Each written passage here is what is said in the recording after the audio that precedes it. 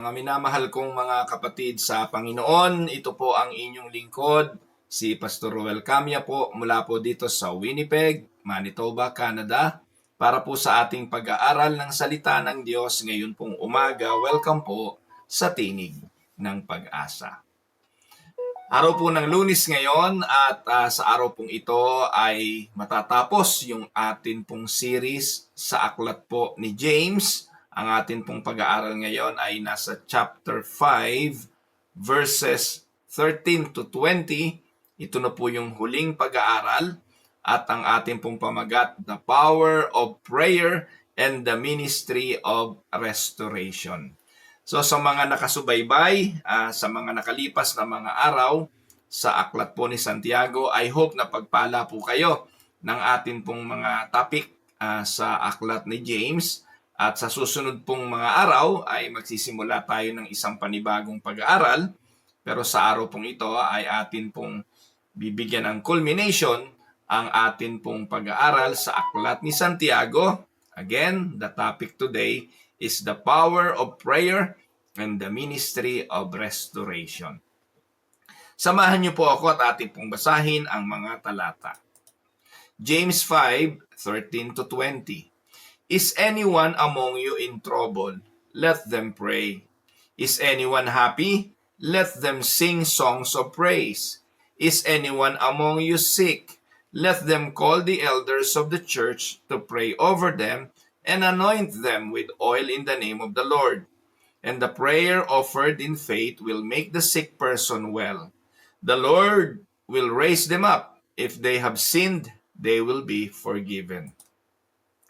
Therefore, confess your sins to each other and pray for each other so that you may be healed. The prayer of a righteous person is powerful and effective. Elijah was a human being even as we are. He prayed earnestly that it would not rain, and it did not rain on the land for 3.5 years. Again he prayed, and the heavens gave rain, and the earth produced its crops. My brothers and sisters, if one of you should wander from the truth, and someone should bring that person back, remember this: whoever turns a sinner from the error of their way will save them from death and cover over a multitude of sins. Pagpalain nawa ng ating Panginoon ang pagkabasang ito at pagkadinig ng kanyang mga banal na salita na sa araw na ito'y ating pagbubulayan. Again, kagaya po ng aking sinabi, nasa huling bahagi na po tayo ng ating pag-aaral sa aklat ni Santiago. At ang theme ng ating pag-aaral sa James 5:13 to 20 ay ito: Faith expresses itself in prayer, mutual care, and the pursuit of the wandering soul.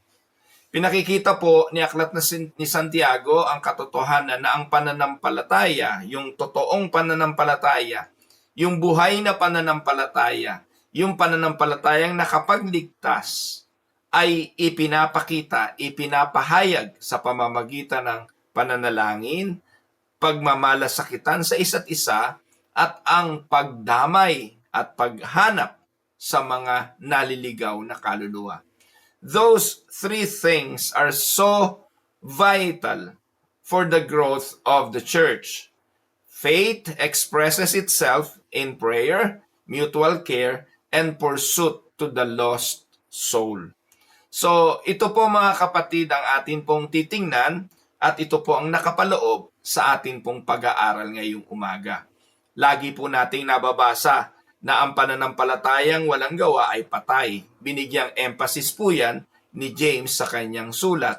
At makikita po natin na ang kaligtasan ng tao'y sa pamamagitan ng biyaya through faith.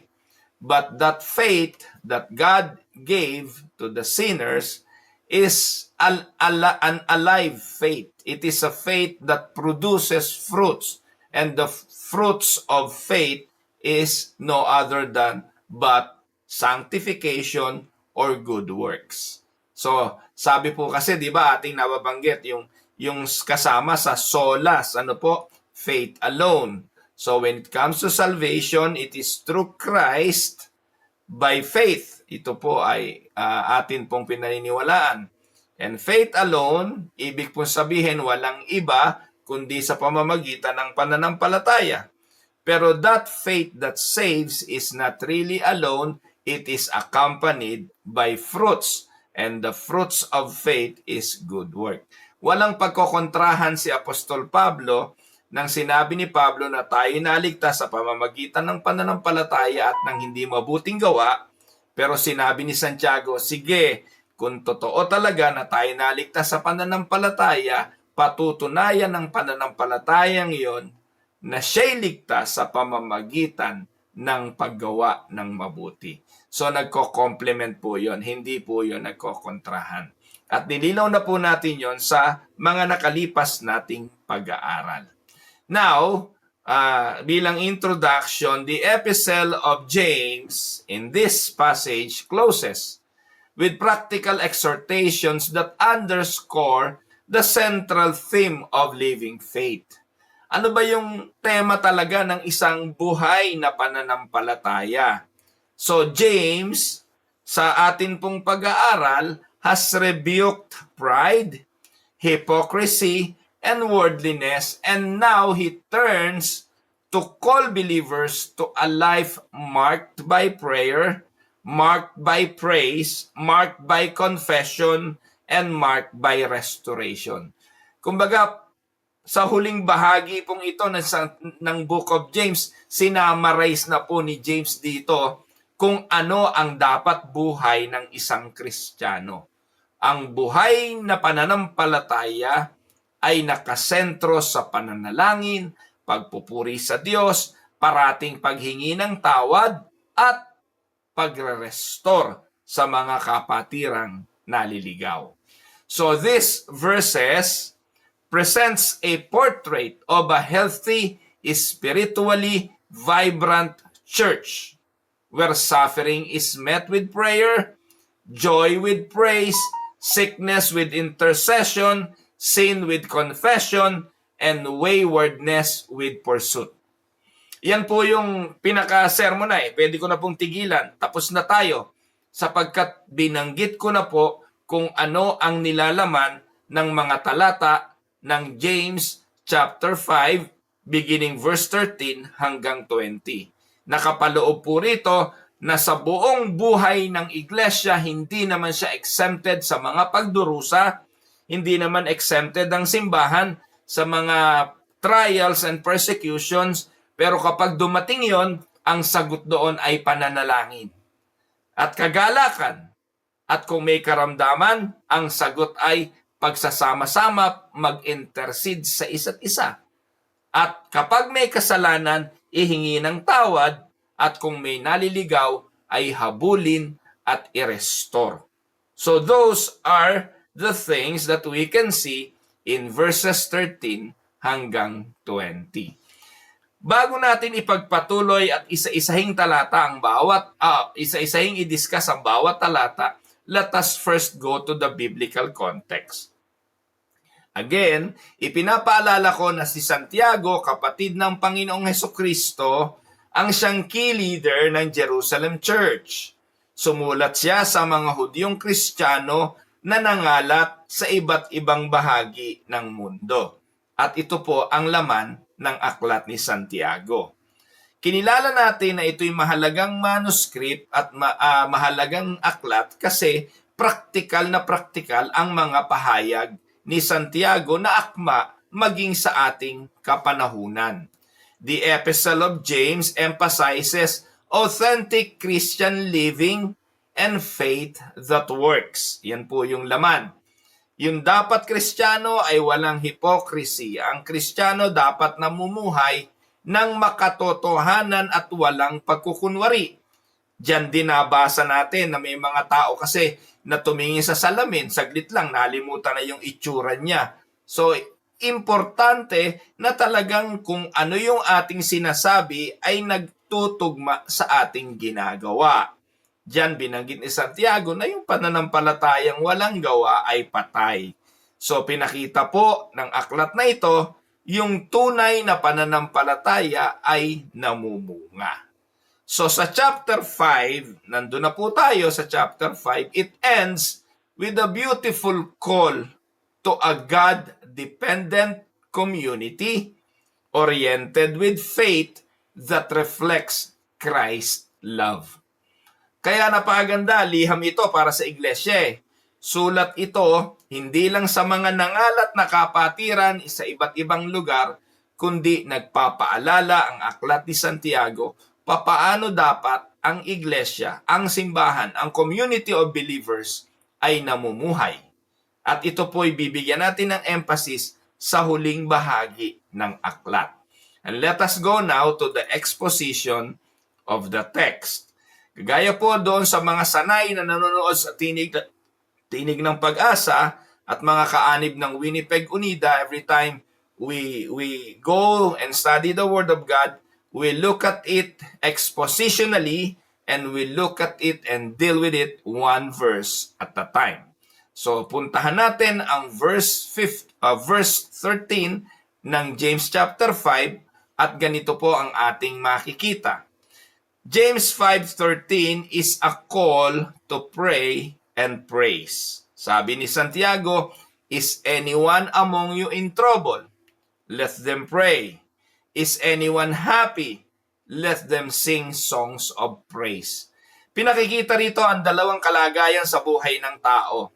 Yung nasa suliranin at nasa kaginhawahan. Yung sitwasyon ay ikay malungkot at yung sitwasyong ikay masaya. Yung ikay nasa kasaganaan at yung ikay nasa kahirapan. Yung nasa suliranin at yung walang suliranin. So these are the contrast of life. And James here is pointing us, hindi naman tayo exempted talaga sa mga karanasang yan. Hindi naman tayo pwedeng pumili na puro kaligayahan. Hindi naman po pwedeng ang buhay ay parati na lang saya. Hindi naman po pwedeng lagi na lang nagkakasundo. Hindi naman laging nangyayari na laging may biyaya sa hapagkainan. Hindi naman lagi na kung ano gusto mo, makukuha mo. So ibig sabihin, yung contrast ng buhay na may mga panahon ng problema, trouble, at panahon ng kaligayahan ay but a reality sa buhay ng mananampalataya. Kaya dito, sinabi ni Santiago, kahit anong kalagayan, manalangin, at sa mga panahon na masaya, magpuri. Sabi diyan, is anyone among you in trouble? Pray. Is anyone happy? Let them sing songs of praise. Bakit? Alam nyo dito, importante yung testimony yung patotoo. Bagamat yung mga patotoo, yung mga testimony, ay hindi po yan pwedeng gawing doktrina. Hindi po pwedeng gawing generalize. Kung ano nangyari sa akin ay mangyayari din sa inyo, hindi po yung totoo. Pero nakaka-encourage. Like for instance, ako na nakaranas sa limbawa ng karamdaman, tapos nagpatotoo ako na ang Diyos sa pamamagitan ng aking pananalangin, ako ay binigyan pa ng kagalingan, at pinupuri ko ang Diyos, nagpapatotoo ako, nagbibigay din ito ng encouragement sa mga nakakarinig. At kapag madalas itong ginagawa sa loob ng simbahan, nakakapagbigay ito ng encouragement. Lalo na nga po, yung mga dumadaan sa mga pagsubok ng buhay, gawain ng simbahan na magpanalanginan sa isa't isa. Kaya sa dalawang contrast na ito, sa contrast na ito ng buhay, trouble, the answer is pray. Happiness, the answer is sing songs of praise. Call to prayer and praise. Anong paliwanag? Si James, ine-encourage niya ang individual believers to turn to God in every circumstances. So whether in suffering or rejoicing, go to God. Ito yung contrast ng buhay kung saan madalas sa halip na lumapit tayo sa Diyos, ay lumalayo tayo sa Diyos. Pag ang tao may suliranin, instead of going to God, they run away from God. Instead of coming to God, they want to solve the problem by their own strength and by their own capacity. At Ito naman ang realidad ng buhay. Nakapagpapalayo sa Diyos ang mga problema at mga suliranin. And I heard a lot of people, kung kailan dapat sila lalong lumapit sa Panginoon, doon sila lumayo sa Diyos dahil sa mga suliranin na kanilang dinadanas. Ang isa pa ho sa nakapagpapalayo sa Diyos ay ang kaginhawahan, kaligayahan. Kaya no wonder si David na nalangin Lord, wag mo naman akong masyadong payamanin, baka makalimutan kita. I don't want more wealth because I might forget you. Tapos humiling siya, wag mo din naman akong gutumin, baka sumpain kita. So the prayer of the psalmist is just enough, what I needed. Kasi nga po, yung dalawang contrast na ito, kalumbayan o kahirapan, kasaganaan o kaligayahan, pwede na maglayo sa atin sa Diyos. Kaya si Santiago bilang final words niya sa mga mananampalataya, he encourages individual to turn to God in every circumstance. Nalulungkot, nahihirapan, nagdurusa, go to God. God should be the one that we come to in prayer. So whether in suffering or even in rejoicing. Sabi, is anyone happy? Happy ka ba? Di magpuri ka sa Diyos. Let them sing songs of praise. So prayer and praise are the twin expressions of heart engaged with God. Tandaan po ninyo, ang pananalangin at pagpupuri ang magkakambal na pahayag ng ating mga puso, ng ating malalim na relasyon sa Diyos. Anong kalagayan mo sa buhay ngayon, mga kapatid? Nasa neutral ka ba? Hindi malungkot, hindi masaya? Praise the Lord. Maybe you have enough. Maybe you have, you are satisfied with what you have.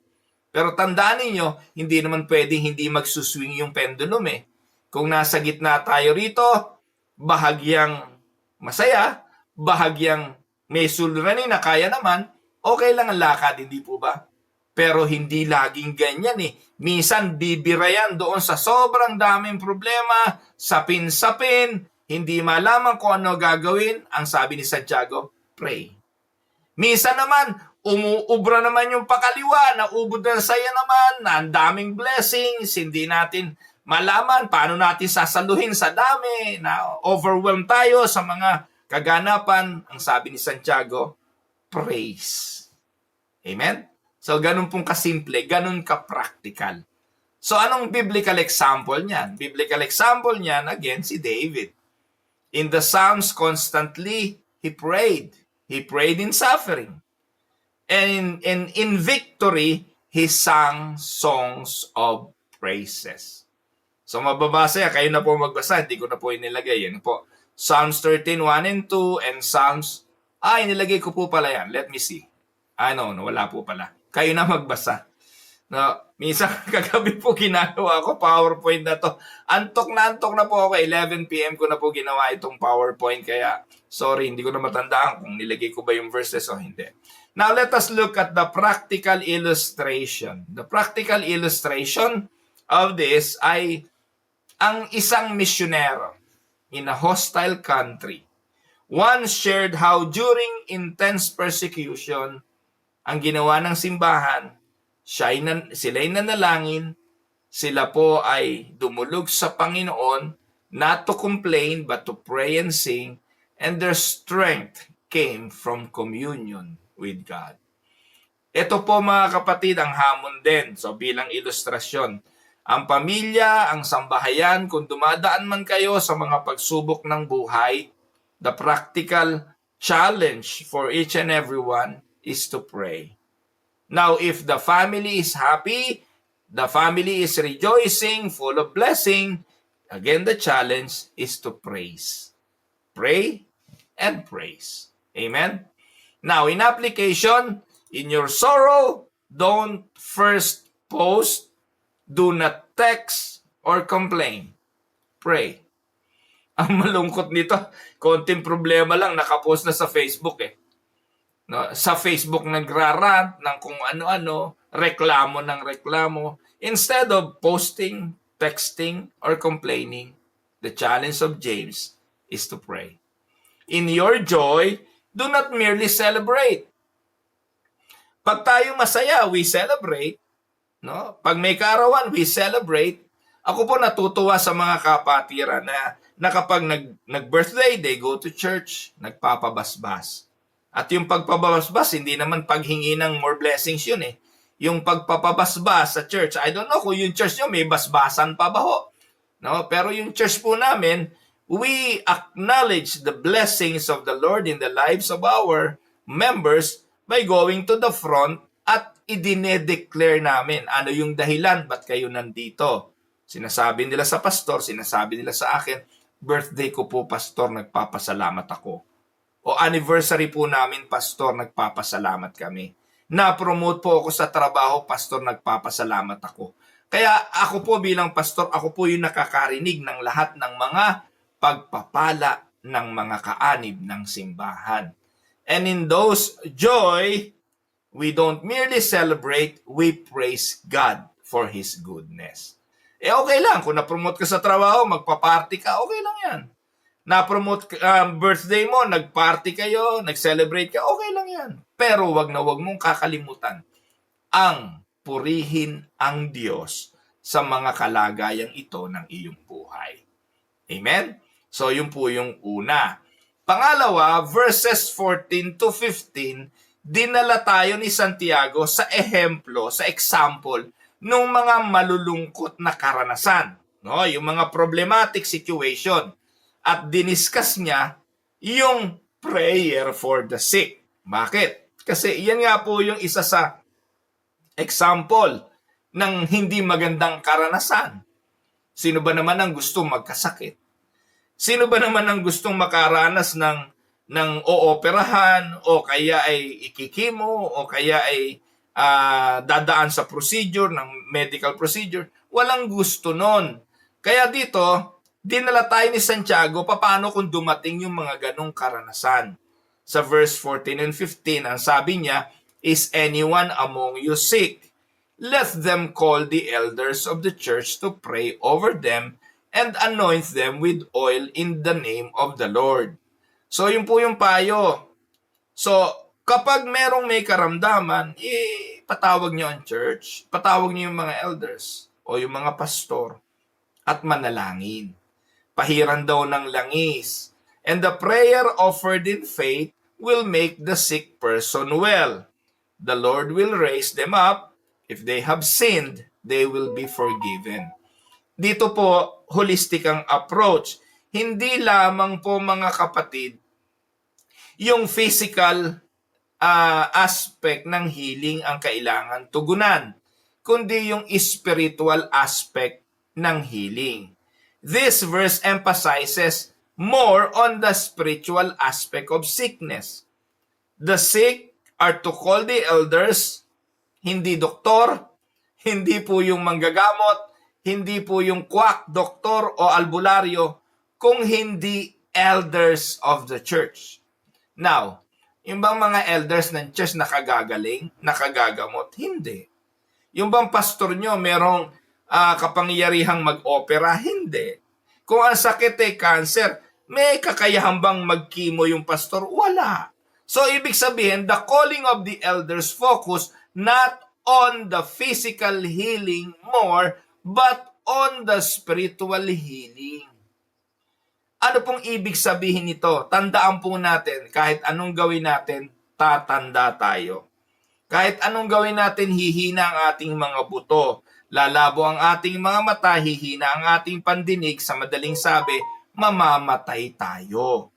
Pero, sa mga panahon na yon, nahihina ang lahat, meron dapat ding pinalalakas. At ito'y walang iba, kundi ang espiritual.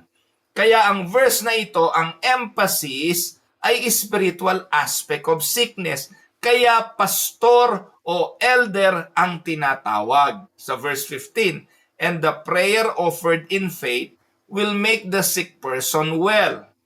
The Lord will raise them up. If they have sinned, they will be forgiven. Now, hindi natin na-exclude ang katotohanan na ang Diyos pwedeng magpagaling. Hindi natin inaalis ang katotohanan, God can grant healing of sickness even today. Pero ito mga kapatid ay ayon sa kalooban ng Diyos. Wala sa pastor, wala sa mga elder, wala sa kanilang hocus-pocus o kung anumang healing miraculous things ang pagpapagaling. Kundi ito ay maaaring maging bunga ng pagsagot ng Diyos sa dalangin. The prayer of faith, according to that verse, is not a magical formula, but a petition submitted to God's sovereign will. In the aspect of prayer, and if you want to hear more lesson on prayers, punta lang po kayo sa Tinig ng Pag-asa YouTube channel. Napakarami po nating mga messages na doon o sermons about praying. Na ang ating pananalangin, wala po tayo doon sa kagaya ng ibang grupo na papatungan ng kamay, hihilamusan ng langis, ide-declare, in Jesus' name you are healed. Hindi po ganon. Wala tayong power na gawin yon. Tayo po'y laging naninikluhod lang, humihiling lang, nagsusumamo, at kung kalooban ng Diyos, He can do it. He can raise the dead, or He can raise the sick person. And who knows, no? Hindi ko po alam kung pwede pang gawin ng Diyos yon sa panahon natin ngayon. Pero yung po kasing mga miraculous healing at kung ano-ano pang ginagawa ng mga pastor ngayon, most of the time fake naman yon. Wala namang totoo. Kasi po yung miracles of healing, yung miracles of raising the dead, yung mga speaking in tongues na yan, nagsilipas na po yan. Yan po ay ginamit lang ng unang mga ng unang iglesia, naranasan yan ng mga alagad bilang foundation to prove that they are from God. Pero kung titingnan nyo ang church history, unti-unti na pong lumipas yan kasi meron ng Biblia na established na ang church at alam na kung anong gagawin ng simbahan. Ang gagawin na lang ng simbahan, ipangaral ang ebanghelyo and not to prove that they are from God. So kung gusto nyo pong malaman yung doctrine of cessationism, meron na rin po tayong teaching yan dito po sa Tinig ng Pag-asa. So sa mga nakasubaybay lagi, alam ko naiintindihan nyo ang aking sinasabi.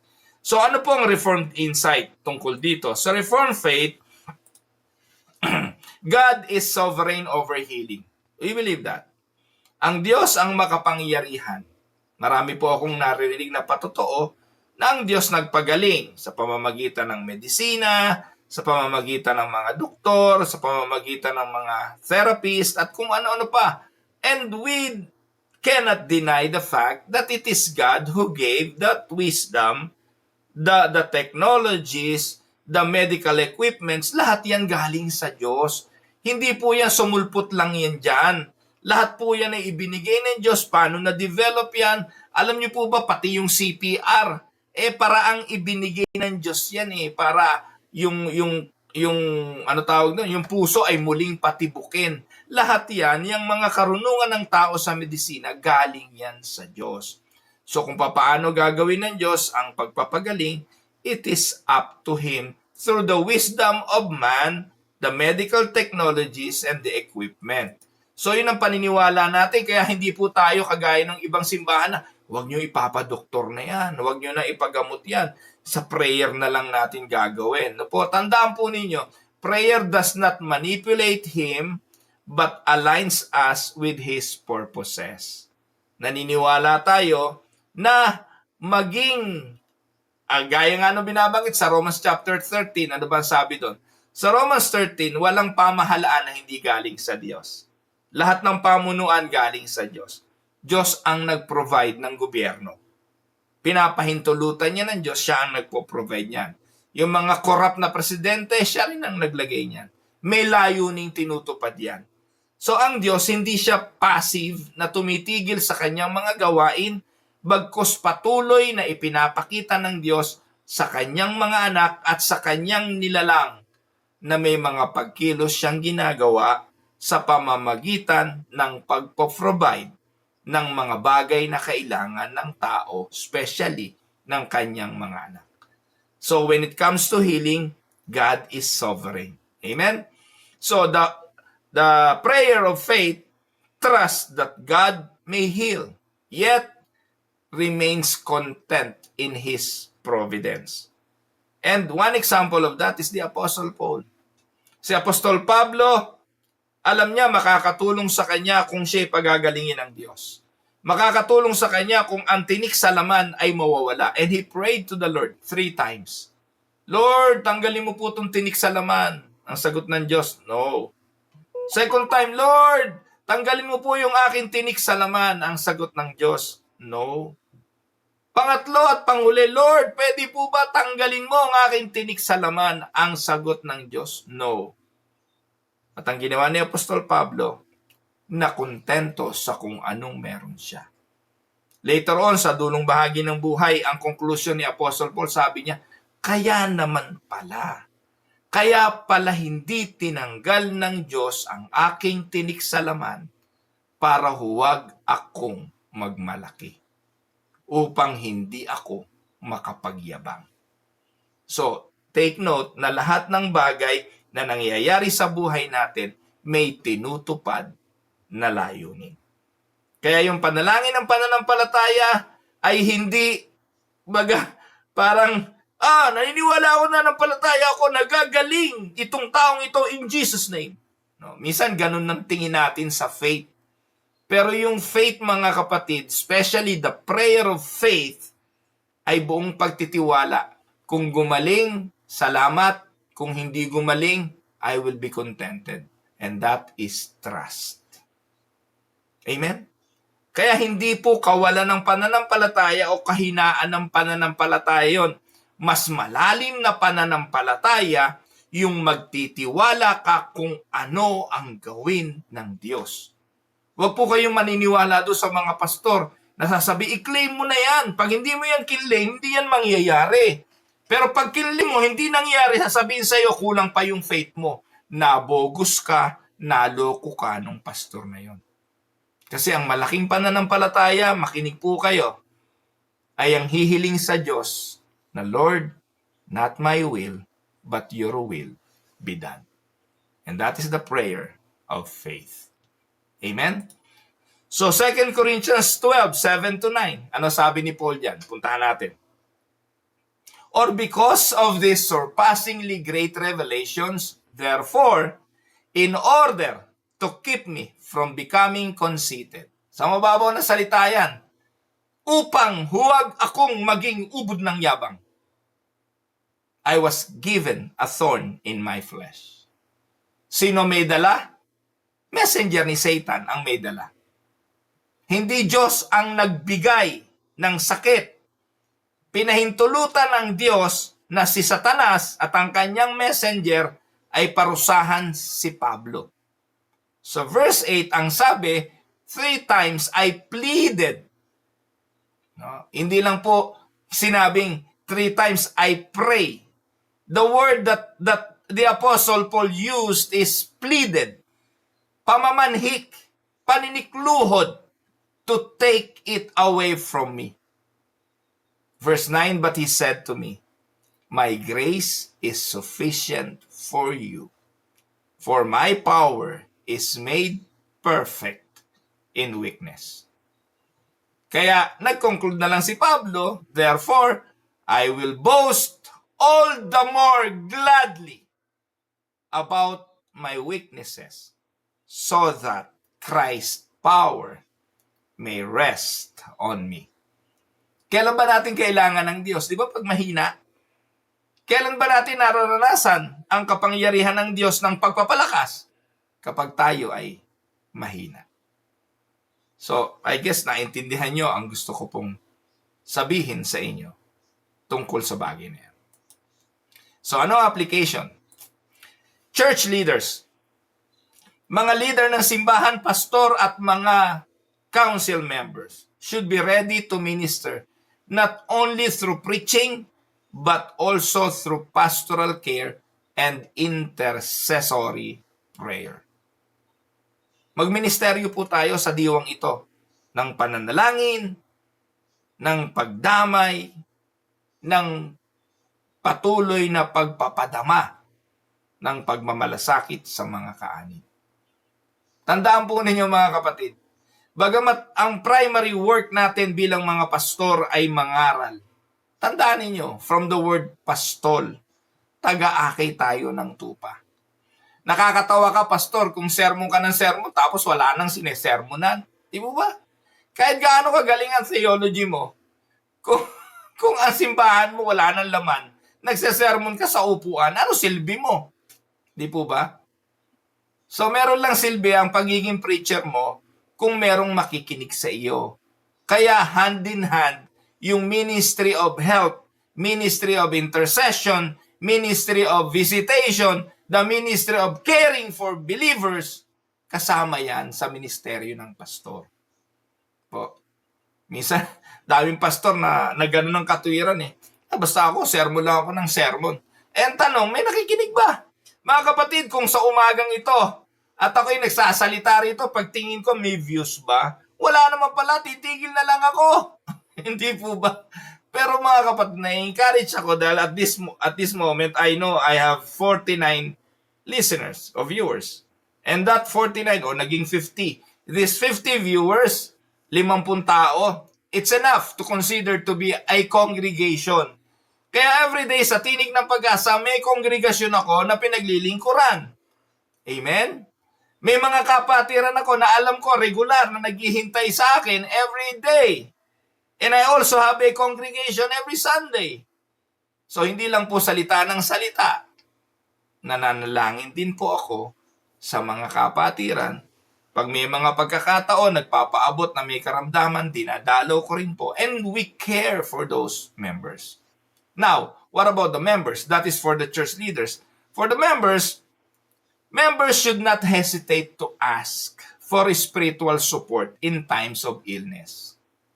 Illness of body and illness of soul. Mga kapatid, ang hirap naman po, dadalaw kami, di naman pala kayo nagpapadalaw. Minsan po gusto namin kayong puntahan, ayaw yun naman pala magpabisita.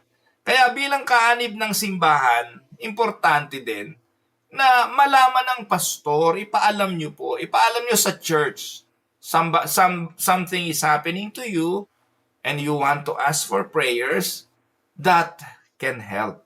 No po? So tawagan nyo si bishop, tawagan nyo si pastor, tawagan nyo po yung mga elders, tawagan nyo po para ipanalangin kayo.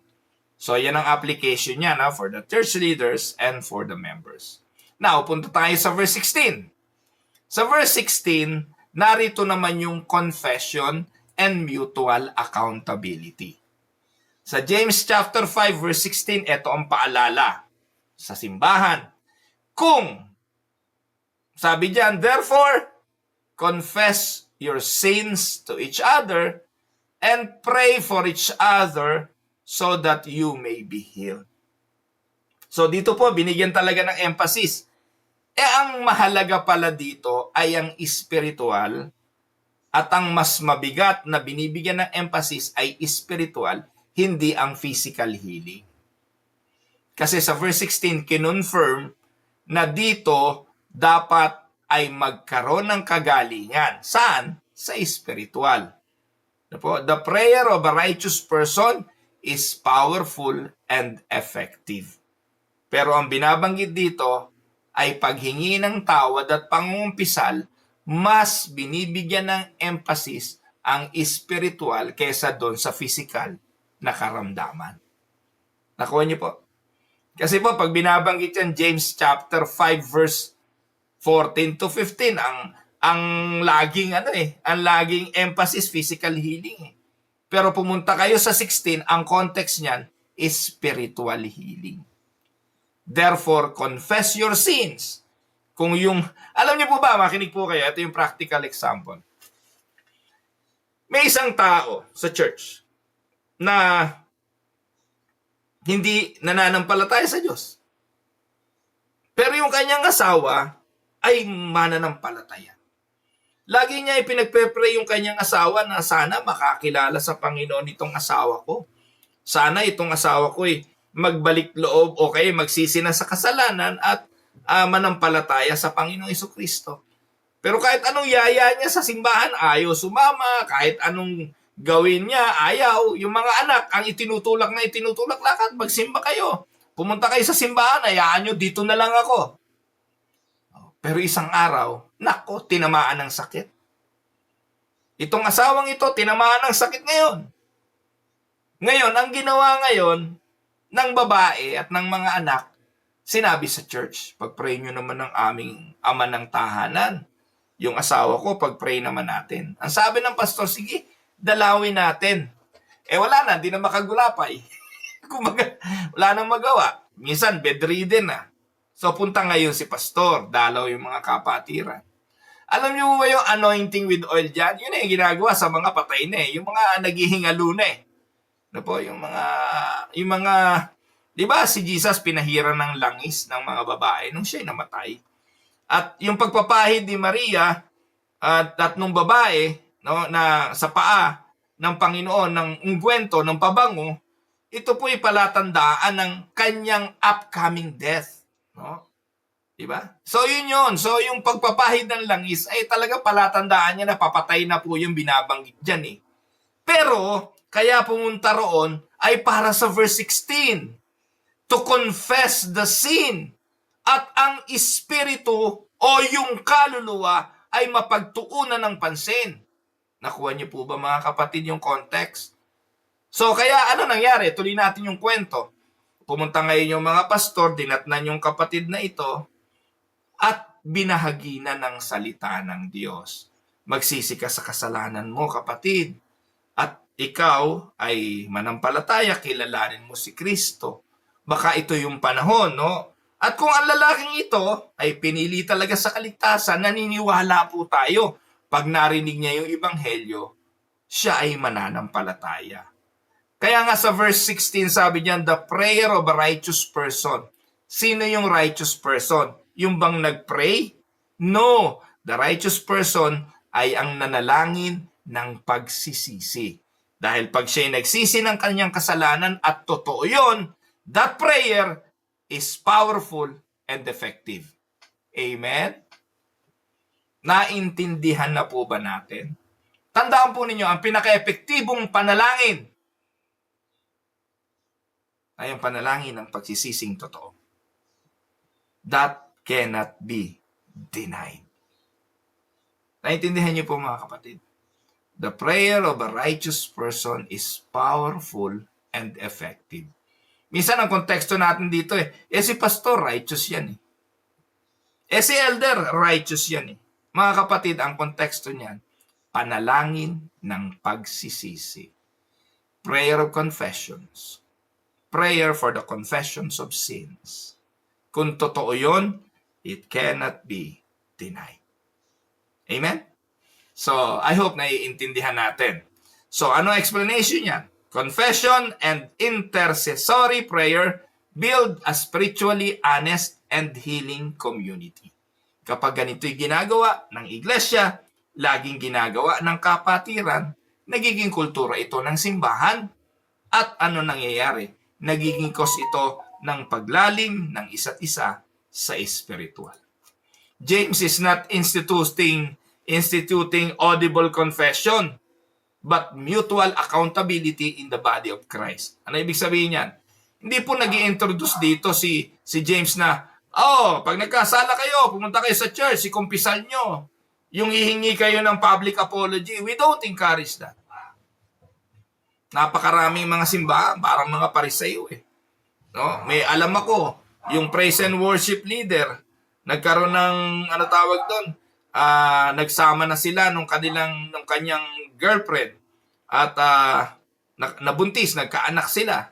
So, tinanggal. Tama naman yon. Alisin sila sa ministeryo kasi nga ay hindi sila magandang halimbawa.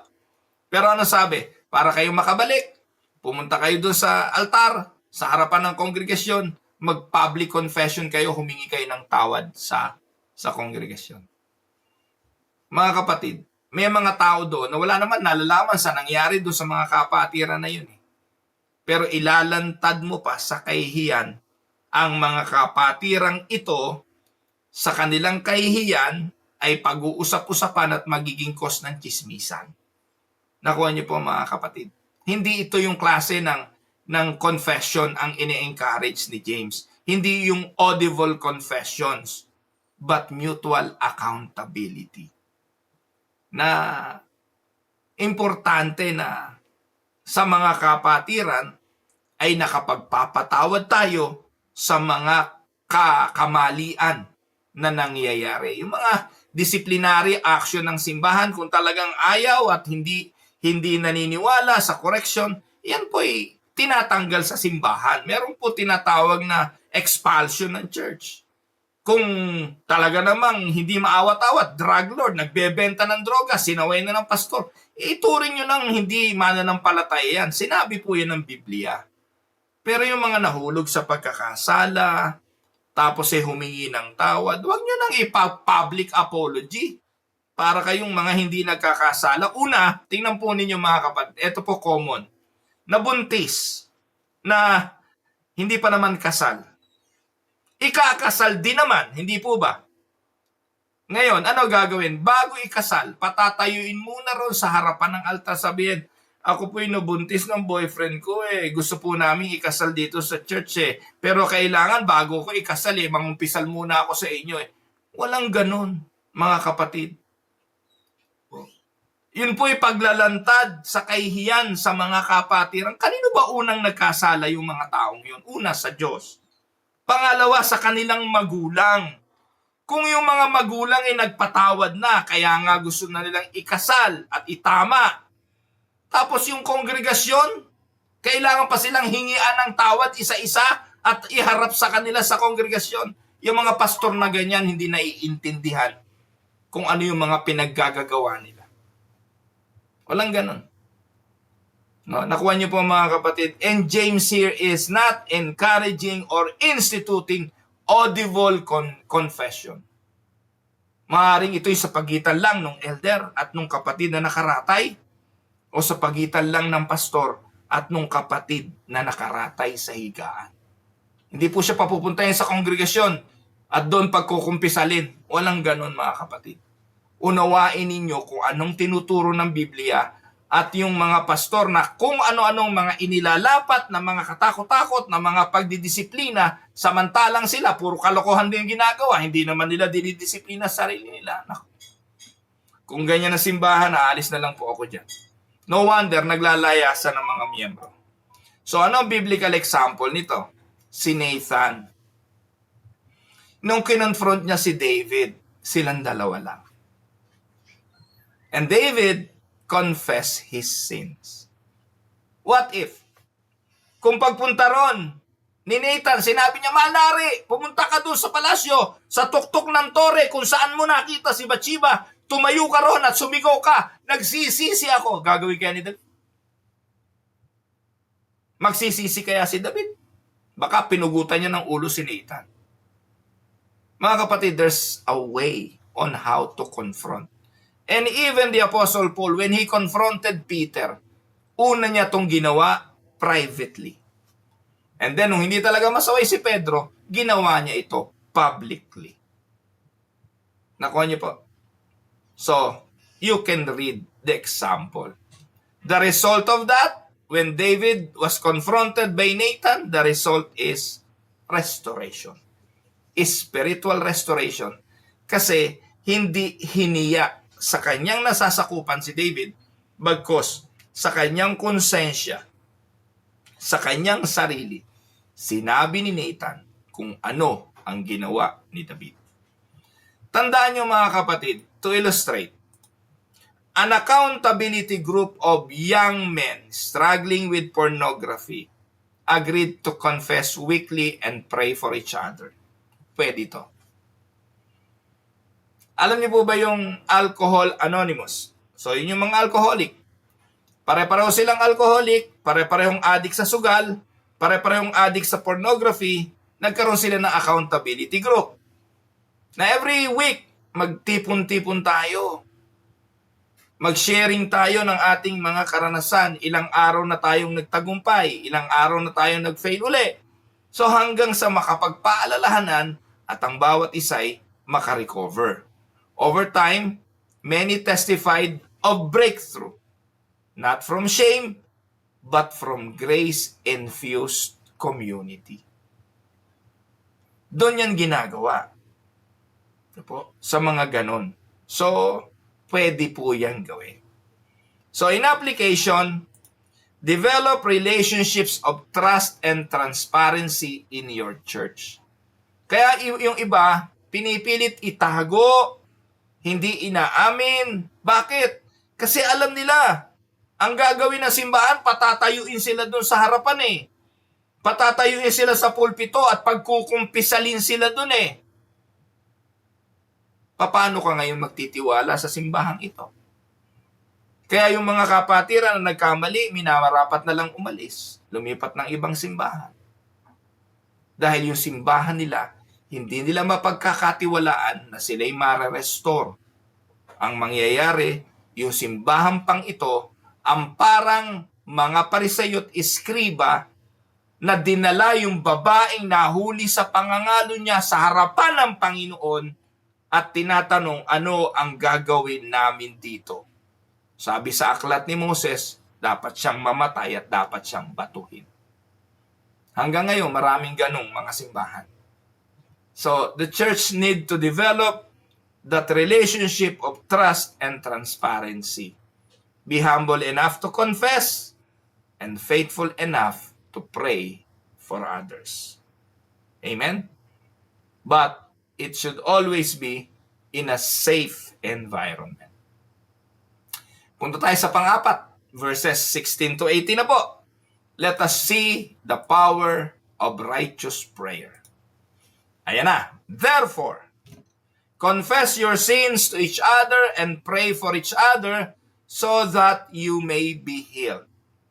The prayer of a righteous person is powerful and effective. Natalakay na natin yan. Elijah was a human being, even as we are. He prayed earnestly that it would not rain, and it did not rain on the land for 3.5 years. Again he prayed, and the heavens gave rain, and earth produced its crops. This is the righteous prayer. The power of a righteous prayer.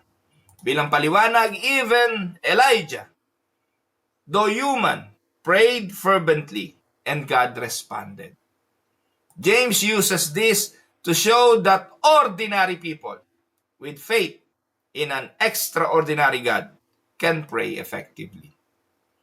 But then again, natalakay ko na kanina, no? This is more of a spiritual thing than of a material and physical things. But I am not denying the fact, kapag gustong ibigay ng Diyos, ibibigay ng Diyos. Kapag gustong gawin ng Diyos, gagawin ng Diyos. Kapag nagtugma ang ating plano sa plano ng Diyos, it will happen. Kapag nagtugma ang kalooban natin sa kalooban ng Diyos, matutupad ito. Amen? So, Reformed insight, our righteousness is in Christ. 2 Corinthians 5:21, ano sabi? God made him who had no sin to be sin for us, so that in him we might become the righteousness of God. And through him, our prayers are acceptable to God.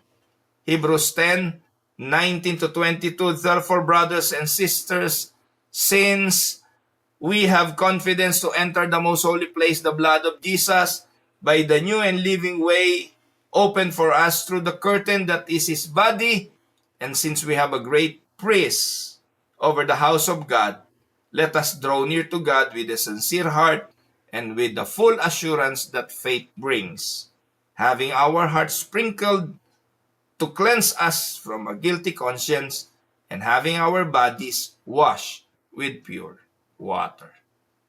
Amen? Bilang practical example, yung book of Acts, chapter 12.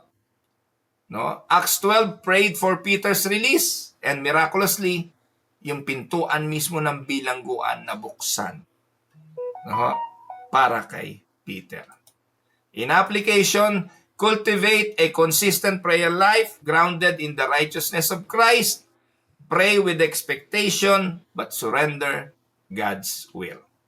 Amen? At panghuli, verse 19 to 20, restoring the wandering soul. Ito ang pinakamahalaga. Verse 19, My brothers and sisters, if one of you should wander from the truth, and someone should bring that person back, remember this: whoever turns a sinner from the error of their way will save them from death and cover over multitude of sins. So eto yon. Marapati nawa ng Diyos na ang simbahan matutunan ito, na yung mga pagdalo sa may karamdaman, pagpunta sa mga wala ng kakayahang tumayo dahil may sakit, ay maging paraan din ng restoration ng kanilang mga kaluluwa. James ends with a call to spiritual rescue. The church is not to be passive when someone strays, but lovingly and boldly pursue restoration. Di ba mga kapatid, kapag yung isang tao wala ng kakayahan, nagpapatawag na ng pastor, opportunity na yun eh. Wala hong imposible sa Diyos kung sa huling bahagi ng buhay siya ililigtas. May karanasan tayo niyan at kasaysayan sa Bible, yun nga nakapako sa krus last minute yun eh. Kasama pa sa paraiso eh. Kaya ang simbahan, do not hesitate to grab this opportunity na makadalaw sa mga may karamdaman, makapagministeryo sa kanila, and we need not to be passive, but let us be lovingly and boldly pursue to restore this wandering soul. Anong biblical example nito? Biblical example, si Jesus, iniwanan ng 99 at hinanap ang isa. Amen? And that is in Luke 15:3-7. When Jesus told them this parable, suppose one of you has 100 sheep, loses one of them, doesn't he leave the 99 in the open country and go after the lost sheep until he finds it? And when he finds it, he joyfully puts it on his shoulder and goes home. When he calls his friends and neighbors together and says, rejoice with me, I have found my lost sheep. I tell you, ano sabi ni Jesus, verse 7, that in the same way, there will be more rejoicing in heaven over one sinner who repents than over 99 righteous person who do not need to repent. Amen? Paul restored the fallen brothers in 1 Corinthians 5 and later urged forgiveness. 2 Corinthians 2:6-8. Kayo na pong magbasa. Amen? So, illustration. Isang babae sa simbahan, iniwanan ng pananampalataya dahil sa impluensya ng isang hindi mananampalatayang asawa o partner. A few church members lovingly visited her, prayed for her, reminded her of the gospel. Months later, she returned. She repented and now leads a Bible study. Pwedeng mangyari, hindi po ba? Kailangan lang gawin ng simbahan ang kanyang ministeryo. So in application, don't give up on backsliders. Pursue them with truth and love. Church discipline in Reformed tradition has its goal. And the goal of church discipline is not to throw them away, but to restore and not to condemn. Amen? Yan po ang mensahe ng aklat ni Santiago. Now, let us go to practical applications. 1. Pray in all circumstances. Yun yung binanggit natin sa verse 13. Suffering, joy, and sickness. 2. Seek pastoral support when spiritually weak or physically ill. 3. Confess sins to trusted believers. Create a safe, grace-filled church culture. 4. Believe in the power of prayer, not because of who we are, but because of who God is. And the last, do not abandon the wayward. Seek to restore them gently. Yan po ang nilalaman ng James chapter 5, 13-20. Let me give you some reflection question before we end. 1. When faced with trials, do I first run to God in prayer or to others? 2. Is my life characterized by praise when things go well? 3. Do I maintain honest, accountable relationships in my church community? 4. Am I committed to praying regularly for others in need? And the last, who in my life might be wandering spiritually? And how can I lovingly reach out? Amen? Tayo po'y saglit na tumo. Tayo po'y manalangin. Gracious Sovereign Lord, we thank you for the gift of prayer, for the privilege to come before you in every circumstance, whether in joy or in sorrow. Lord, we confess that we often forget to seek you, and we fail to bear each other's burden as we should. Forgive us, Lord. Teach us to be a praying people, a confessing people, a pursuing people, those who care deeply for the souls you have placed among us. Empower us by your Spirit to restore the wandering, to encourage the weak, and lift up the broken. May our church be a place of healing, be a place of grace, be a place of truth for your glory alone. Nananalangin po ako, Panginoon, para sa mga kapatid kong nanonood ngayon, sa mga kapatid kong nakikinig at umaasa sa mga biyayang manggagaling sa iyo. Ikaw po, Panginoon, ang masunod sa aming mga buhay at lagi ka naming maluwalhati sa lahat ng aming ginagawa. Ito po ang aming panalangin sa pangalan ng Panginoong Jesucristo. Amen and amen. God bless mga kapatid. Ito po ang inyong lingkod, si Pastor Ruel, para sa Tinig ng Pag-asa.